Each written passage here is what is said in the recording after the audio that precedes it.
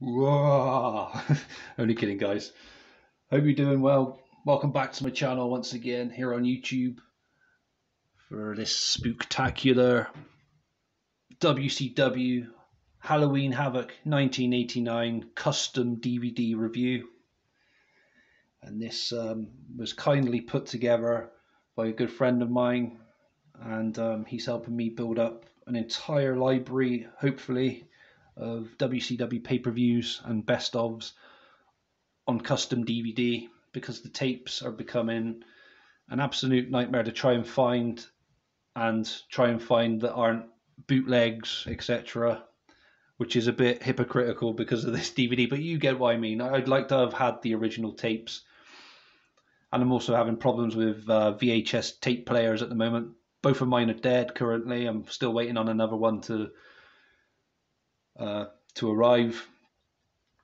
And and I've got promises I've made to people in the comments. I'm sorry, I am getting a VHS player. It's on its way, but until then, we've just got to sit tight, and I will get to it. I promise. I promise we will. So let's have a look at this Halloween Havoc 1989 with the Road Warriors on the front. Awesome looking logo. There's the disc. There's the spine. And here's the back. So, settling the score. It's scary, it's frightening, it's blood-curdling. It's Halloween Havoc settling the score live from the Philadelphia Civic Center. And it'll scare the wits out of even the most ghoulish fans as Nature Boy Ric Flair and Sting take on Madman Terry Funk and the Great Muta in a shocking Thunderdome cage match for two devilishly, sorry guys, exciting and mat-pounding hours. The biggest stars of World Championship Wrestling give their fans the most bizarre bag of tricks and treats as they collide in feuds of ghastly proportions. So we have the Thunderdome cage match, which is Ric Flair and Sting versus Terry Funk and the Great Muta. The Road Warriors with Paul Ellering are against the Skyscrapers. The Steiner Brothers against Doom. Lex Luger versus Flying Brian, and much, much more. A run time of 125 minutes. And a few screenshots there. We have Sting, Ric Flair in the middle there, and Terry Funk at the bottom. So the matches then, guys. Before I tell you the matches, sorry. Elvira, Mistress of the Darkness, done loads of promos building up to this. Done promo building up to this, which I thought was pretty cool. I think you can see it on YouTube if you want to check that out, guys. She's done other Halloween Havoc promos as well for other years, I do believe. That's what I was trying to say. She didn't do more than one for this. It was for other Halloween Havocs as well. But anyway, moving on to our opening match between Mike Rotundo and Tom Zenk, the Z-Man. I thought this match was pretty boring for an opener. It was just very slow paced, and not even the crowd were getting behind it. I think Z-Man was supposed to be a face, but he was getting booed quite a lot, I'd noticed. But yeah, not very interesting way to open up a pay-per-view. It was a bit of a letdown, that one. Next up, we had the Samoan SWAT team and Samoan Savage against Midnight Express and Steve Williams. This match kind of dragged on longer than it could have done. I felt it was okay, a lot better than the opening match. It was good to see who would later go on to be the Head Shrinkers in WWF. So Samu and Fatu. And Fatu obviously went on to become Rikishi later. So that's pretty cool. Midnight Express are always interesting to watch. And Steve Williams, back then, he was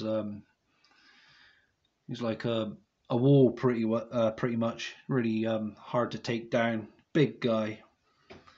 Yeah, not a bad little match, I guess.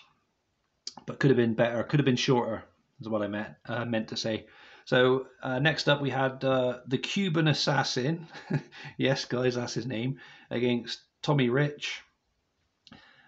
This one as well is another one of those ones that just seem to have dragged on, and that it should have been more faster paced, especially after that really slow opening contest. The fans again becoming very irritated by this. I heard chants of boring as well. It was quite a shame, really, because I guess they were both trying, but they should have tried harder and stepped their game up a bit, especially with the crowd not appreciating what they were doing.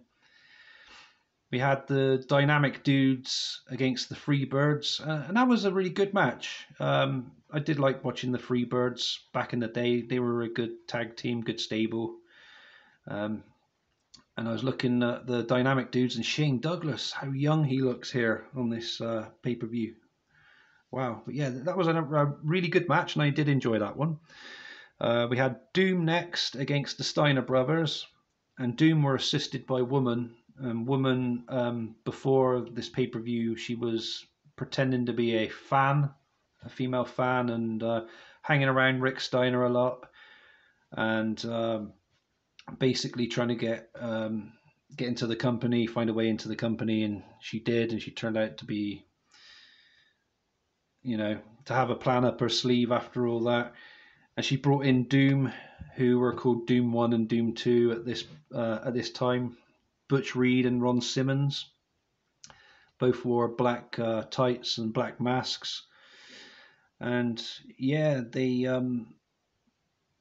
posed quite a threat to the Steiner brothers, and that was quite an interesting match. But the use of a foreign object on Rick Steiner for Butch Reed to pin Rick, it seemed quite a shitty way to have ended the match, in my opinion. But it is what it is. We had what I call match of the night next. Brian Pillman challenged Lex Luger for the United States Championship, and yeah, these two really done very well. It's a shame Brian Pillman didn't pick up the victory here. I really thought he was going to. Both men though put on a hell of a match. I was very pleased with that one, and as I said, that was my match of the night on here. The Road Warriors against the Skyscrapers was definitely an interesting one as well. The Skyscrapers, Danny Spivey and Sid Vicious, they looked rather dominant against the Road Warriors, and that's something I don't often say. So the Warriors did struggle here, I felt, quite a bit.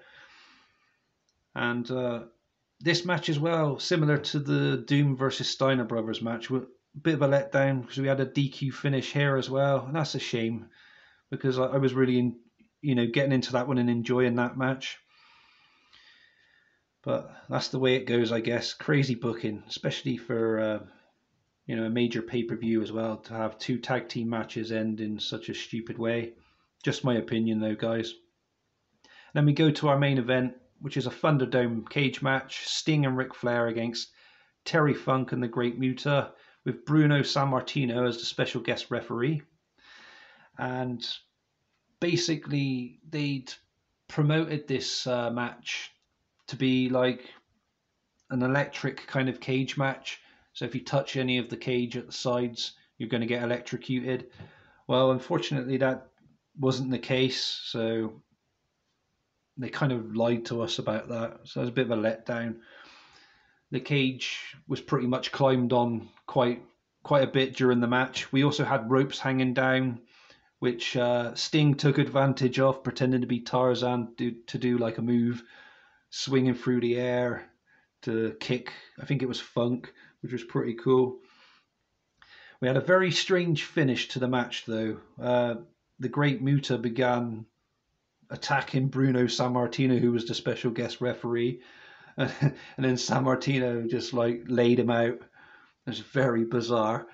And then the stipulation was the winner would be the one whose opposition's manager would throw a towel in, if you see what I mean. And that's what happened with Funk and Muta's manager. I'm trying to remember who their manager was now. Gary Hart. Oh yeah, it says on the back there. There we go. Yeah, Gary Hart. He threw in the towel, or he was attacked and then dropped the towel, but the drop, as I say, dropped. It got launched in the air and landed on San Martino, if I remember correctly. But yeah, it was a fun match. I did enjoy it. Bit unusual, strange rules, and yeah, the very first ever Halloween Havoc, and that's the first proper time I was able to watch it in its entirety. I've obviously never owned it on VHS.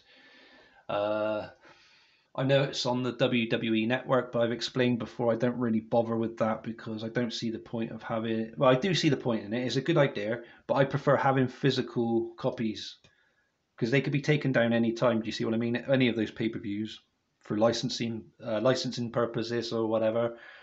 And I do get a bit concerned about things like that.